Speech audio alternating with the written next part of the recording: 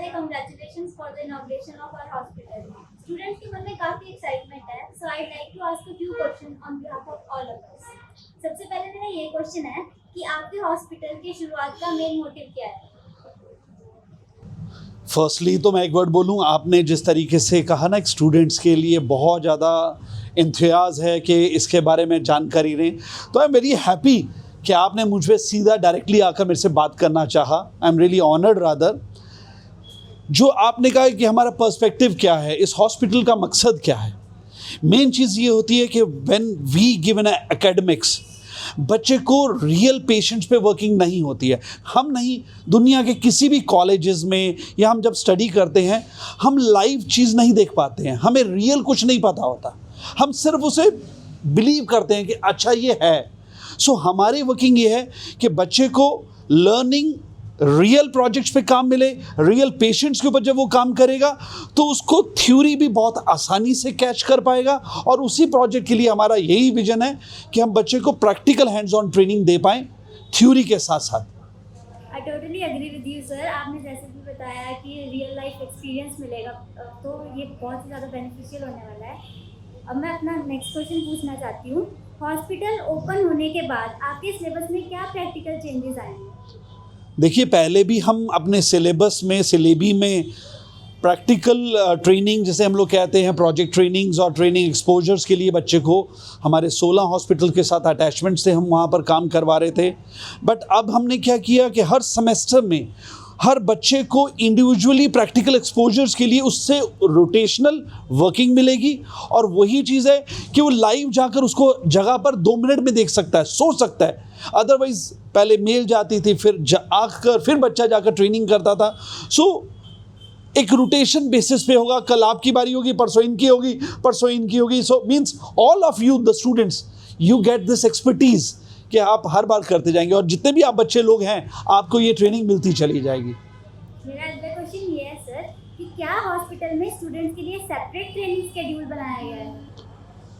देखिए, हमारे पास जैसे बैचेस चल रहे हैं, अलग अलग डिपार्टमेंट चल रहे हैं, नर्सिंग डिपार्टमेंट हो गया, फार्मेसी डिपार्टमेंट हो गया, हेल्थ साइंसेज हो गया जिसे हम पैरामेडिकल डिपार्टमेंट से नाम से जाने जाते हैं, और जैसे मैनेजमेंट स्टडीज़ हो गई, कंप्यूटर एप्लीकेशन हो गई।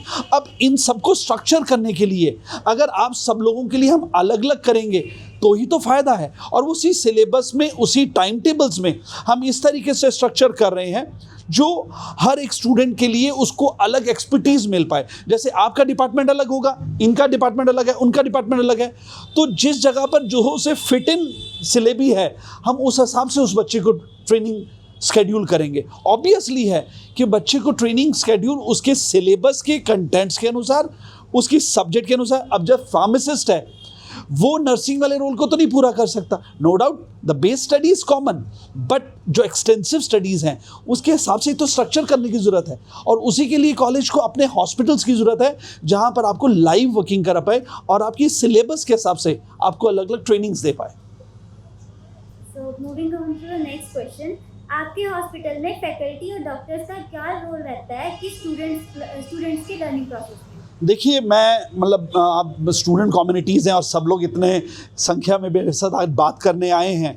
सो पहले तो मैं बताऊंगा, जो डॉक्टर्स होते हैं वो अपने प्रोफेशंस के ऊपर, प्रैक्टिकल के ऊपर कर रहे होते हैं, और इतना ज़्यादा वो टाइम आपको नहीं दे सकते कि उसको एक एक टॉपिक वाइज समझाएं। उसके लिए क्या है, आपको 2 लोग मिलते हैं, one is a faculty and one is a doctors. There is a team of doctors जो हमारे हॉस्पिटल में काम कर रहा है, ऑल एक्सपर्टीज़। हर डिपार्टमेंट में MS MD के लोग हैं, MBBS लोग हैं, मतलब वो अपने पेशे में दे आर बेस्ट पीपल जो हमने रिक्रूट किए हैं। जब वो आपको गाइड करेंगे, कुछ ऐसी चीज़ें होंगी जो आपके और हमारे सर से भी ऊपर चली जाती हैं। सो फैकल्टी का रोल क्या होता है कि फैकल्टी का आपको एक एक चीज़ को जो उसने किया है वो आपको आराम से हर चीज़ को गाइड कर पाए, समझा पाए, और उसके बारे में बार बार आपको गाइड कर पाए। एक बार नहीं, बार बार आपके क्वेश्चंस को रिप्लाई दे पाए कि हाँ, इसको ऐसे कर लेते हैं। मेरा अगला क्वेश्चन ये है सर कि क्या हॉस्पिटल में स्टूडेंट्स के लिए रिसर्च या प्रोजेक्ट अपॉर्चुनिटीज़ भी हैं? देखिए, कोई भी, जब हम लाइव की बात करते हैं, केस स्टडीज़ की बात करते हैं, केस स्टडी का मतलब क्या है? Case study is a research workings. और जो रिसर्च में आपको क्या कराया जाता है, अब किसी भी चीज़ की रिसर्च करें आप टोटल रिसर्च नहीं कर सकते हैं, पोर्शंस होते हैं, और रियल डेटाबेस के ऊपर तो प्रोजेक्ट्स और रिसर्च होते हैं। जब आपके पास एक केस स्टडी सामने होती है, एक patient is your case study, उसका रियल डेटा के ऊपर तो जब आप करेंगे, so this is all what you people and all people like you require actually. हम सिर्फ थ्योरी की बात कर रहे हैं, 90% ऑफ कॉलेजेस थ्योरी की बातें करते हैं, प्रैक्टिकल एक्सपोजर्स के बारे में बहुत कम लोग हैं जो आपको गाइड भी कर रहे हैं आज की डेट में। So we are making that कि आप लोगों को थ्योरी के साथ, ये रियल प्रोजेक्ट्स के साथ, ये जो आप वर्किंग के बारे में बात कर रहे हैं, आपको सब कुछ इन हाउस कैंपस से मिल पाए। ये बात बहुत सही कही सर आपने कि जैसे जो मतलब हम रियल पेशेंट के साथ इंटरेक्ट करेंगे तो इससे बहुत ज़्यादा बेनिफिट मिलने वाला है बच्चों को। तो मेरा अगला क्वेश्चन ये है कि क्या ये हॉस्पिटल स्टूडेंट्स के इंटर्नशिप और ट्रेनिंग का भी हिस्सा बनेगा? देखिए मैम, जैसे बच्चों आपको मैंने ये बताया कि आप लोग जैसे हर हॉस्पिटल में जाकर ट्रेनिंग कर रहे हैं, एक्सपोजर्स ले रहे हैं, कुछ हम चीज़ें कहते हैं 99%, आई एम सॉरी ये मैं वर्ड यूज़ करने जा रहा हूँ, 99% ऑफ कॉलेजेस में क्या है, वो आपको थ्योरी देते रहते हैं 3 साल या 4 साल, और लास्ट सेमेस्टर में या लास्ट कोर्स में जहाँ कंटेंट में लिखा जाता है internship, they send you for internship, क्योंकि ह्यूज मनी उन कॉलेजेस को हॉस्पिटल्स में इन्वेस्ट करना पड़ता है आपके लिए। बट जब हमारी एक ही विजन था, हमारा एक ही विजन वर्किंग था कि हम आपको प्रैक्टिकल एक्सपोजर फर्स्ट ईयर से जब देंगे तो आपका बेस जब अच्छा होगा ना बेटा जी, तो आप लोगों को बहुत अच्छी तरह समझ आ पाएगा। और जब मार्केट में हम जॉब लेने जाते हैं, नो डाउट हमारे हॉस्पिटल्स में काम करेंगे, हम आपसे क्या पूछेंगे सवाल, आप लोग सभी इसको जवाब दीजिए कि एक्चुअल में आपसे पूछना क्या है कि आपको प्रैक्टिकली आता क्या है। कभी ये किसी ने पूछा कि आपको थ्योरी क्या आती है? No, we need the industry, चाहे वो मेडिकल इंडस्ट्री हो या कोई भी इंडस्ट्री हो, पूछती क्या है कि आपको आता क्या है, आप मेरी इंडस्ट्री के लिए क्या कर सकते हैं, और उसके आंसर के लिए आपको चाहिए क्या, यही तो चाहिए, ठीक है ना। प्लीज। आपका विजन बहुत अच्छा है सर। जैसे आपने बताया कि 99% कॉलेजेस जो है वो सिर्फ थ्योरी पे वर्क करते हैं, और हमारे कॉलेज के स्टूडेंट्स के लिए बहुत ज़्यादा अच्छा बेनिफिट है कि मतलब शुरू से ही हमें मतलब तैयार किया जा रहा है प्रैक्टिकल स्किल्स के लिए। तो मेरा अगला क्वेश्चन ये है कि हॉस्पिटल ओपन होने के बाद जैसे जो कम्युनिटी सर्विसेज या रूरल कैंप्स हैं उनको भी इन्वॉल्व किया जाएगा? दोबारा से वर्ड बोल देता हूँ कि हॉस्पिटल एक ऐसी वर्किंग है बेटा जी कि आप लोग जिस ओथ को लेते हो, आप लोग सब लोगों ने ओथ लिया आकर कि हम ये करेंगे वो करेंगे, कैसे करेंगे? ओथ का मकसद क्या है? ओथ में आपने लिया क्या ओथ? कि we will be giving service to the community. अगर आपका पर्पस ही नहीं कम्युनिटी है तो आप जिस सब्जेक्ट को यहाँ पर पढ़ने जा रहे हो और पढ़ने के बाद ये प्रोफेशन चूज़ कर रहे हो, तो पहले मिनट तो आप सब लोगों का प्रोफेशन ही गलत है, क्योंकि ये प्रोफेशन के लिए पहले वर्ड है कि कम्युनिटी सर्विस करना। अगर ये हॉस्पिटल या गुरु नानक कॉलेज, आप तो खुद सब बच्चों कितने कैंप्स आप लगा चुके हैं, कितने रिमोट एरियाज़ में हैं, कितने टीबी के पेशेंट्स के लिए आप राशन फ्री जाके घरों में दे रहे हैं सरकार के साथ, उत्तराखंड शासन के साथ मिलकर। इट मीन्स हम पहले ही सर्विस कम्युनिटी के साथ लगे हुए हैं। अब सर्विस टू द कम्युनिटी करने के लिए हमारे पास और मकसद हुआ, लाइक जैसे हमने इस हॉस्पिटल का मकसद शुरू किया। मैं थोड़ा सा टाइम ले रहा हूँ, आप स्टूडेंट्स क्योंकि न्यू जनरेशन है तो बड़े क्विक होते हैं कि सवाल का जवाब उतना ही मिले जितना हमने मांगा है, but I am taking much of time. हमने फ्री ओपीडीज की बात करी, एक साल के लिए हेल्थ कार्ड बनाया बच्चों फैमिलीज के लिए, क्या ज़रूरत है? इट इज़ अ रिफ्लेक्शन कि हम सर्विस टू द कम्युनिटी करने आए हैं। हेल्थ कैंप्स हम परमानेंटली लगा रहे थे, बट आज हमारे पास इतनी वॉल्यूम ऑफ डॉक्टर्स हैं, अब उनके साथ मिलकर लगाएंगे तो और बड़ा लेवल होगा। उधर से टीचर्स होंगे, इधर से मेडिकल प्रैक्टिशनर्स होते हैं होंगे, और उधर से आप इंटर्न्स होंगे। सो तीनों के साथ जो मिलकर वॉल्यूम निकलेगा, यू कैन अंडरस्टैंड आप कितने कैंप्स लगा सकते हैं और उसका कितना बेनिफिट पब्लिक को होने जा रहा है। आपका विजन बहुत अच्छा है सर कि पब्लिक को बहुत ज़्यादा बेनिफिट होने वाला है ये फ्री ओपीडी वाली अपॉर्चुनिटी से। मेरा अगला क्वेश्चन ये है कि इस हॉस्पिटल के थ्रू स्टूडेंट्स को किस तरह की मॉडर्न फैसिलिटीज़ का एक्सपीरियंस मिलेगा? देखिए, अगर हम हॉस्पिटल की बात कर रहे हैं, अल्ट्रा मॉडर्न हॉस्पिटल की हम इक्विपमेंट्स के साथ आ रहे हैं। हमने हर चीज़, चाहे जो भी वार्ड्स हमारे हैं, सबको हम बेहतर सुविधाओं के साथ आ रहे हैं। बच्चे को यही चीज़ एक्सपर्टीज़ करना होता है कि क्रिटिकल के टाइम पर कैसे काम करना है। जब उसको एक फैसिलिटीज़ अच्छी हॉस्पिटल में नज़र आती हैं, हमारे अच्छे ओटी प्रोफेशनल्स को नज़र आएगा कि ओटी में कैसे एनेस्थीसिया से लेकर ट्रीटमेंट्स या उसके ऑपरेशंस होने हैं, तो उसको ज़्यादा बेटर मिलेगा। और मॉडर्न अंडरस्टूड सी बात है, आज हम सोसाइटी में तभी सर्वाइव कर पाएंगे अगर modern equipments, modern machineries, modern infrastructure के साथ काम करेंगे। नो डाउट हमारा फाइनेंशियल पैसा लेने का वर्किंग नहीं है, जैसे हम फ्री कई सुविधाएं निकाल रहे हैं, बट ये है कि जहाँ पर तुम लोगों ने सवाल पूछा था, सर्विस टू द कम्युनिटी, तो अल्ट्रा मॉडर्न फैसिलिटीज़ देंगे without taking good money from there pockets.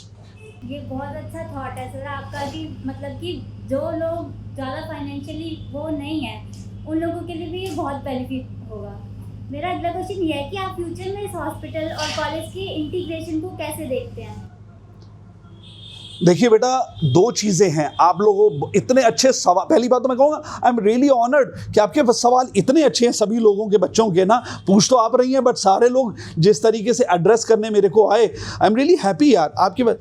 अब इंटीग्रेशन की जैसे बोला कि दो चीज़ें, it's like this, it's two, एक हाथ से ताली नहीं बज पाएगी।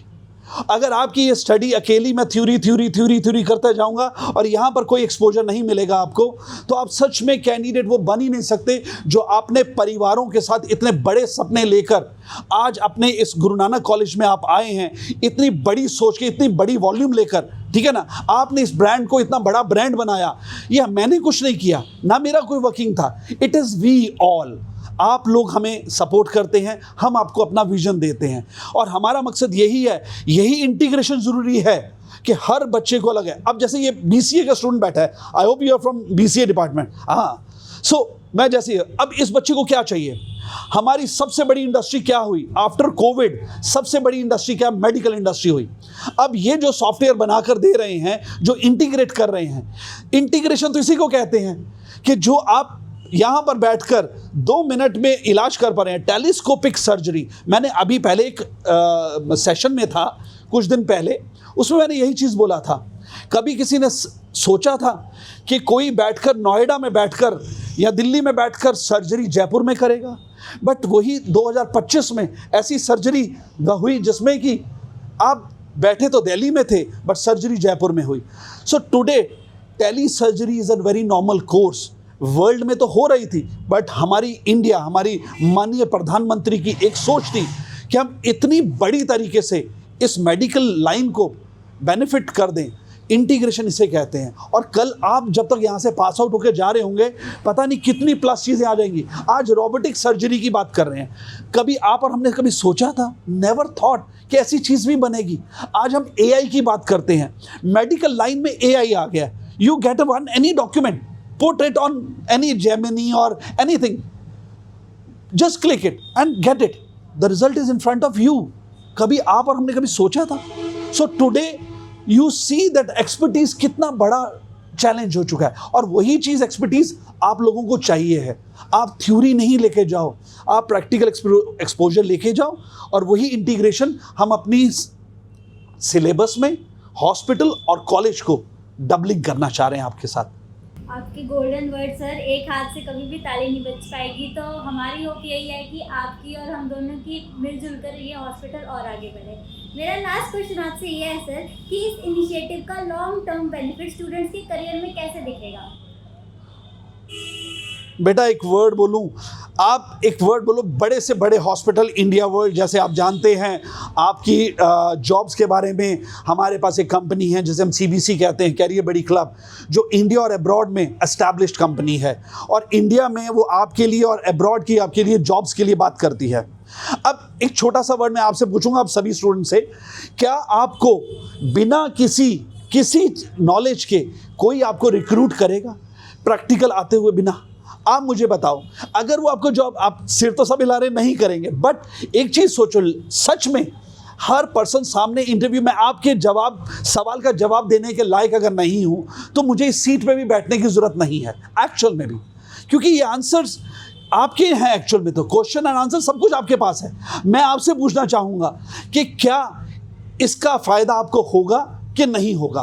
एज अ स्टूडेंट मैं आपसे पूछता हूँ, चलिए आपने मेरे से पूछा ना, मैं आपसे ये सवाल का जवाब पूछता हूँ कि सच में दिल से बताना कि ये जो हॉस्पिटल में आपकी ट्रेनिंग रोटेशनल वाइज या स्केड्यूल के वाइज जो टाइम बायर्ड में आप यहाँ पर ट्रेनिंग करेंगे, सच बताओ आपको अगर मैं कहीं इंटरव्यू पे बैठाता हूँ सामने किसी भी हॉस्पिटल के सामने मल्टीपल जगह पर, आप बताओ इसका फ़ायदा होगा कि नहीं होगा? बिल्कुल सर, मैं as a first year student, आपने जैसे हमें स्टार्टिंग में ये बोला था कि आपको शुरू से ही हम लोग हॉस्पिटल का एक्सपोजर देंगे, और अब जबकि हमारा खुद का हॉस्पिटल खुल चुका है तो हमें मतलब कि हैंड्स ऑन ट्रेनिंग मिलेगी, रियल पेशेंट के साथ डील करने का मौका मिलेगा। इससे हमारा एक्सपीरियंस भी बहुत ज़्यादा बढ़ेगा। मुझे तो लगता है ये हमारे लिए बहुत ज़्यादा बेनिफिशियल होने वाला है। Yes, correct. Thank you so much sir, आपने अपना टाइम दिया। हम सब स्टूडेंट्स की तरफ से आपको पूरी टीम को best wishes. Thank you once again sir. Thank you students. Firstly मैं और जाते जाते एक वर्ड बोलूँगा, बिलीव ऑन अस। ये गुरु नानक कॉलेज है, इसने आपको कमिटमेंट की है, और एक वर्ड बोल रहा हूं मैं आपको, जो हमने कमिटमेंट्स की है हम आपको पूरी करेंगे। जिस विजन के साथ, जिस सोच के साथ हम ऑर्गेनाइजेशन चला रहे हैं, आपके ड्रीम्स को कम ट्रू करना हमारी जिम्मेवारी है, मेरी टीम की जिम्मेवारी है। और आज हमारे लिए नहीं, हमारे पूरे परिवार के लिए, जिसमें आप भी एक परिवार के सदस्य हैं, सबके लिए एक खुशी के ये दिन है जो हमने आज 11/11/2025 को हमने एक नई शुरुआत की, एक नई नींव रखी, जो कि हम एक अब मेडिकल इंडस्ट्री के अंदर अपने आप को डायरेक्टली सर्व करने जा रहे हैं। नमस्कार, थैंक यू, सत श्री अकाल।